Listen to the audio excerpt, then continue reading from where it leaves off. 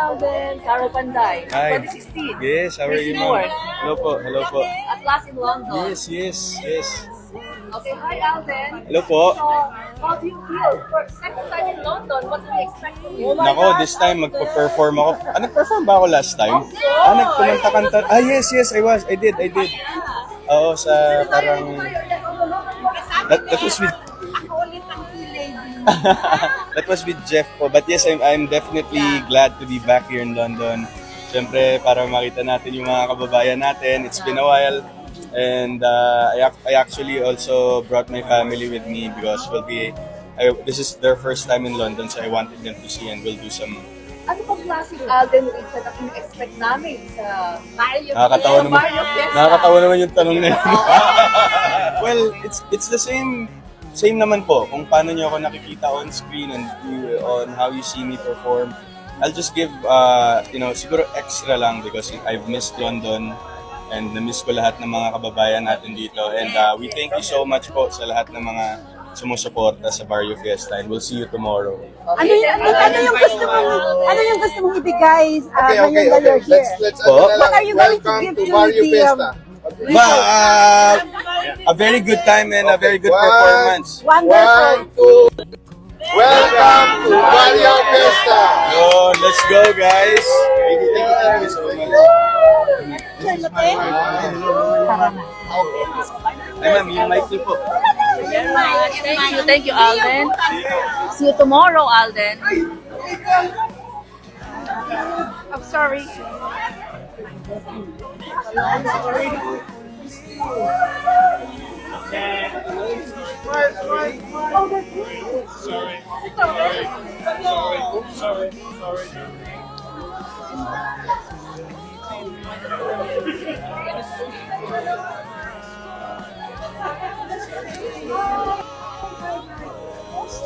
Yeah, that's your papansang driver. What can you say about Alden now? Oh yeah, I'm just so happy. How many years?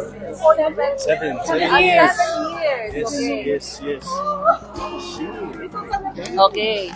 So mga kababayan, as you can see, Alden Richard. Amy, where are you?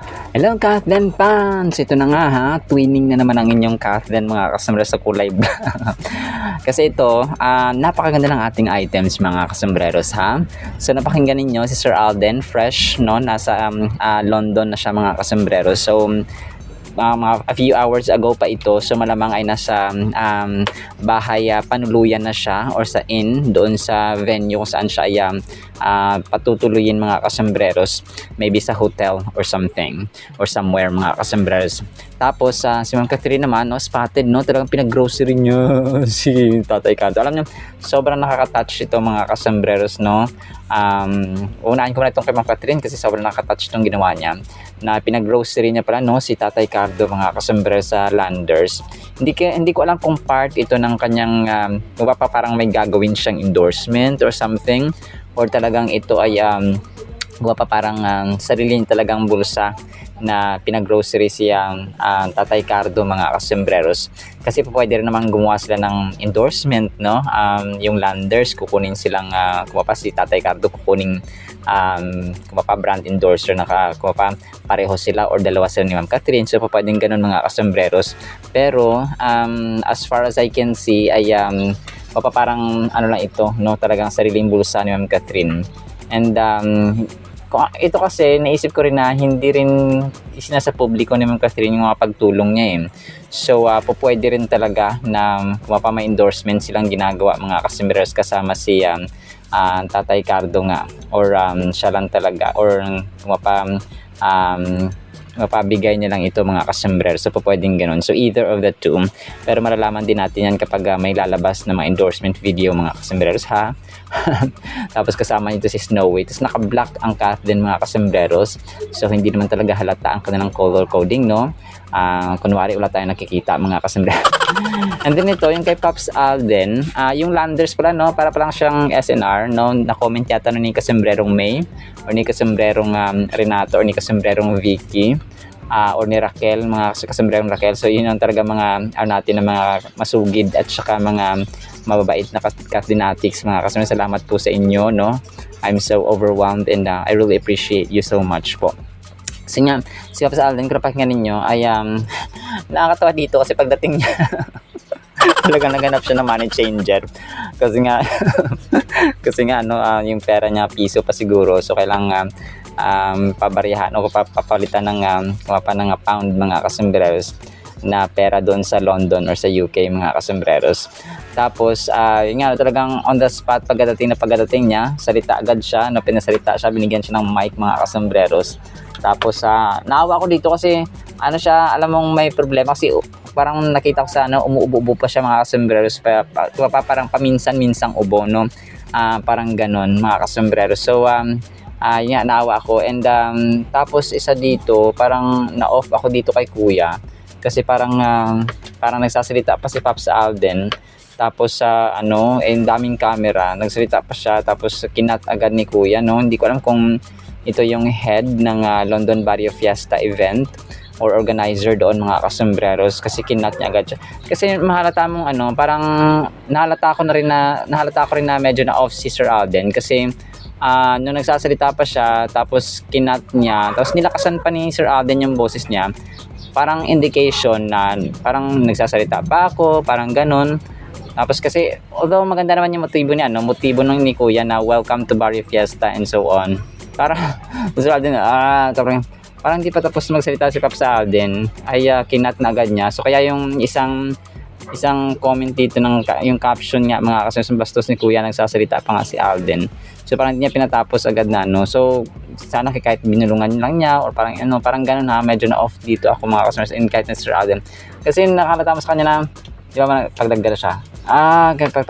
Parang performance kasi tinanong siya kung parang kakaiba or anong gagawin ni Sir Alden na so parang alam ko sa loob ni Pops Alden medyo na off siya doon ng konti, pero alam mo naman Sir Alden, ayaw niya ng confrontation kasi nga very mabait mga kasombreros. So parang medyo nagulat lang din ako kay kuya na ganun yung kanyang reaction mga kasombreros.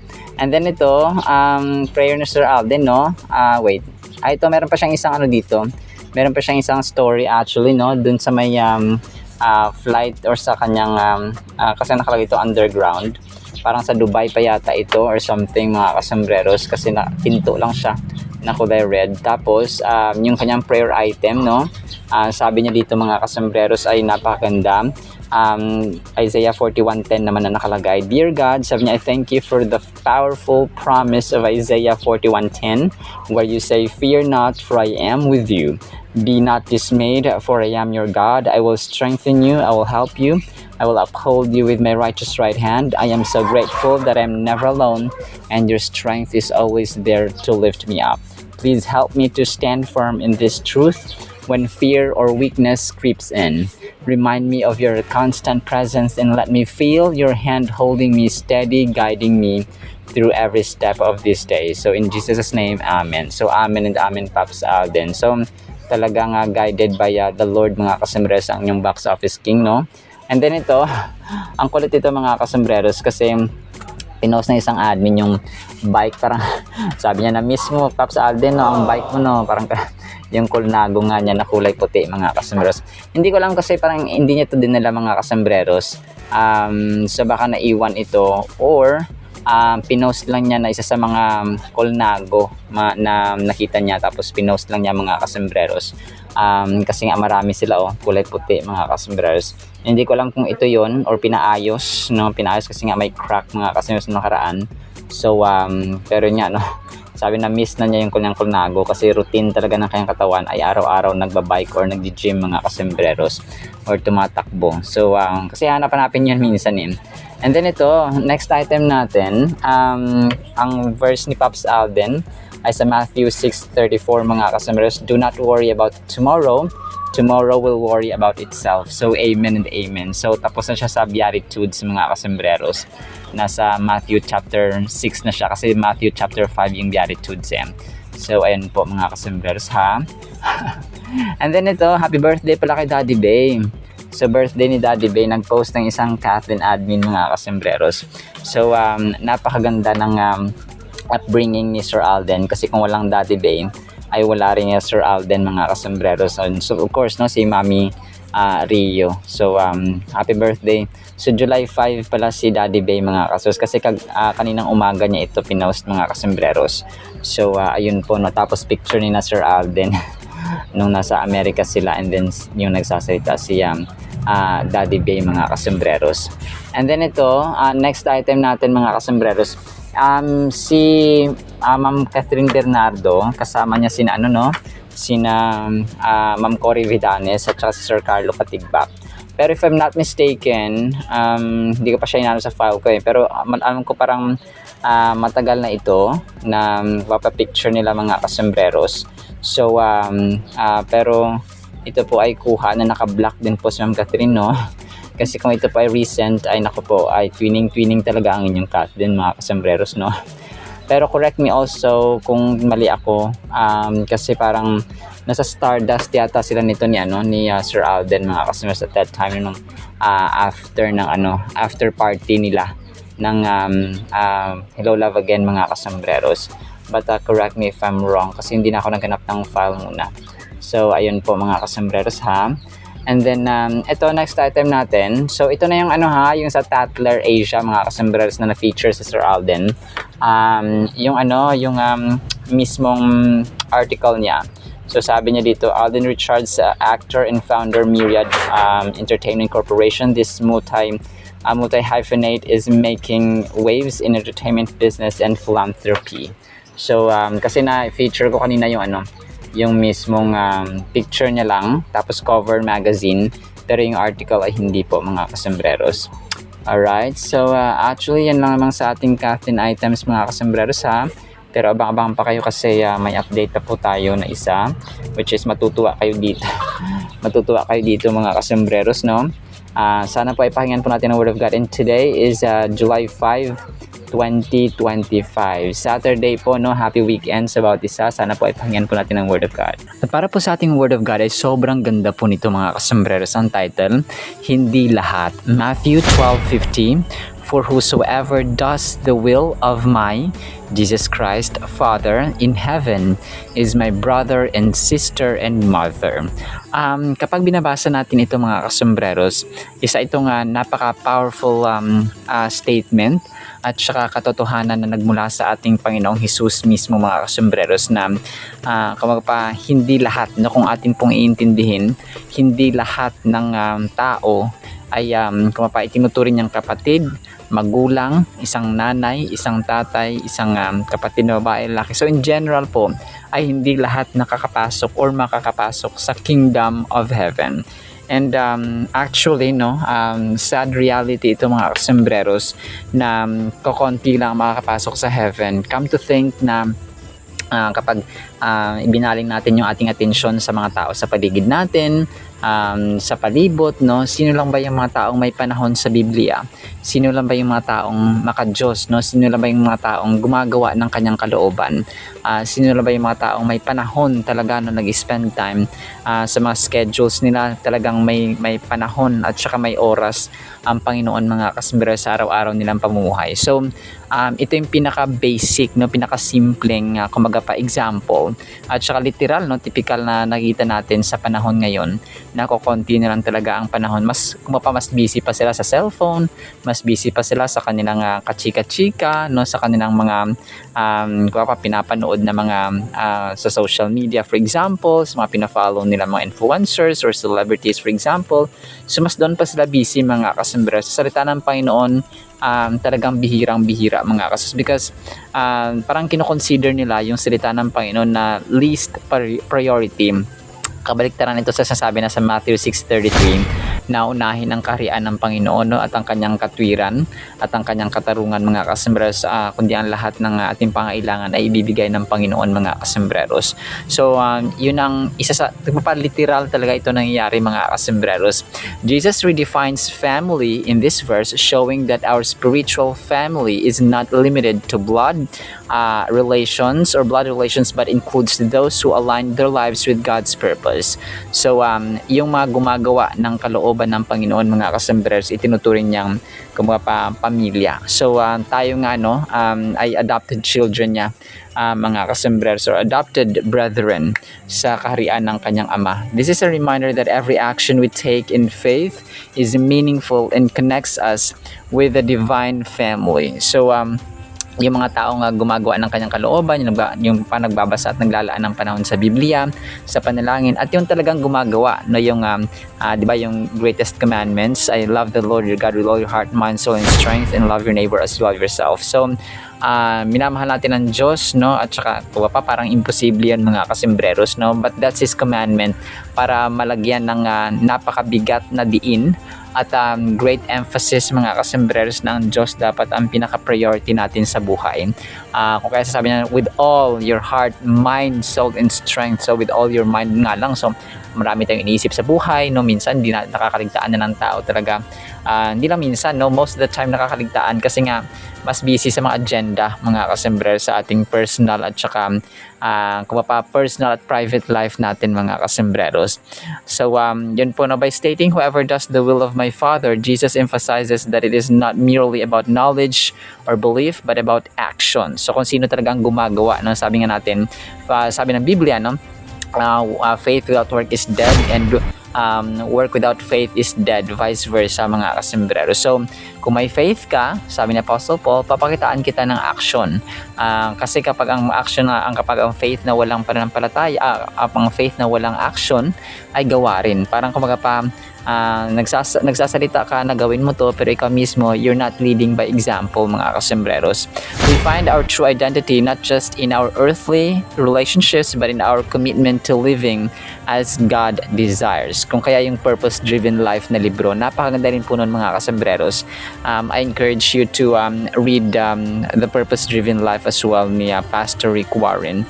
Nakaka-transform din siya kasi Bible-based siya, mga kasembreros, tapos may explanation, clear, simple, at saka nakakabago talaga siya, mga kasembreros, ng point of view at paniniwala sa buhay when it comes to purpose of living natin sa buhay na ito, sa mundo, mga kasembreros. So sa environment na ito, si Jesus Christ po ay nag-emphasize ng kahalagahan ng mercy over sacrifice, highlighting that God desires a heart of love rather than mere compliance with the law. So this sets the stage for his declaration in Matthew 12:15.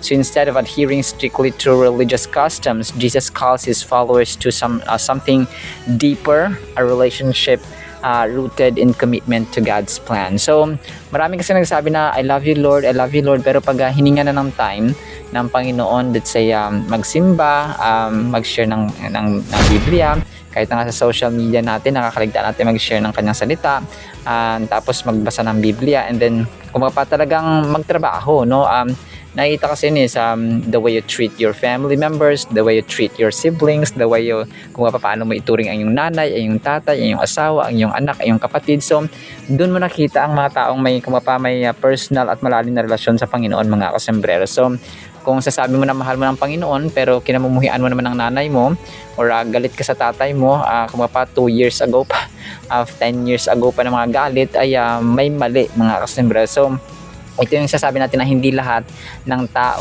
ay itinuturing ng Panginoon na kanyang pamilya. Not by blood, but by spirit, mga kasembreros. So hindi lahat, mga kasembreros, yung sabi niya dito, yun lang yung gumagawa lamang ng kalooban ng kanyang Ama na nasa langit. So ano ba yung kalooban niya? Simple lang, God, love the Lord your God with all your heart, mind, soul, and strength. So nagre-require ng time, effort, ng pera, and so on, mga kasembreros, ng time natin sa araw-araw. At saka may mga tao kasi na nung binago na sila ng Panginoon, kunwari mayaman sila, nagbibigay sila ng pondo or ng financial nila, mga kasembreros, sa mga ministry. Let's say sa mga missionaries na pinapadala sa ibang bansa, yung mga tao nag-share ng gospel sa simbahan and sa kumapa yung may mga ministry ba, mga development sa church for example.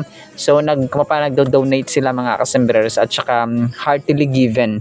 So isa po yun sa isang part yun sa kingdom ng Panginoon na ikaw ay nagiging kabahagi ba, nagiging katrabaho ka ng kingdom ng Panginoon or ng mga workers ng Panginoon mga kasembreros. Kasi yung mga tao sa church for example, no, may mga may occasion or may event or something na yung talaga yung paghahayo, yung nag-share kayo ng gospel sa mga simbahan, hindi sa mga streets, sa campus, no. Ito talaga maganda mga kasembreros, yung campus ministry.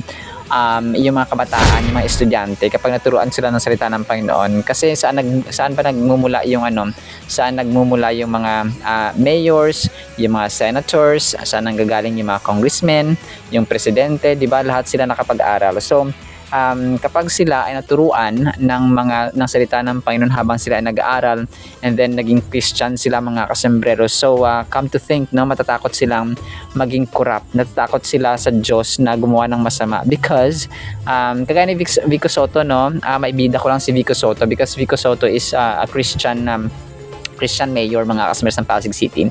So hindi po ako bayad dito but kasi ako dati yung bina-vlog ko si Mayor Vico Soto din nung sa Manila pa ako mga kasembreros, kasi typical example siya ng isang Christian na talaga nakita mo sa gawa yung kanyang kung kaya siya minahal ng tao kasi nakikita yung ayaw nga niyang i-post yung kanyang itsura sa mga buildings, sa mga infrastructures ng kanilang area or ng kanilang lugar doon mga kasos. Let's say may pinatayong bagong ganto, tapos parang pinapatanggal niya yung kanyang mukha kasi pera naman ng taong bayan yun mga kasos. So kasi nga napalaki siya ni Ma'am Connie Reyes na Christian, okay?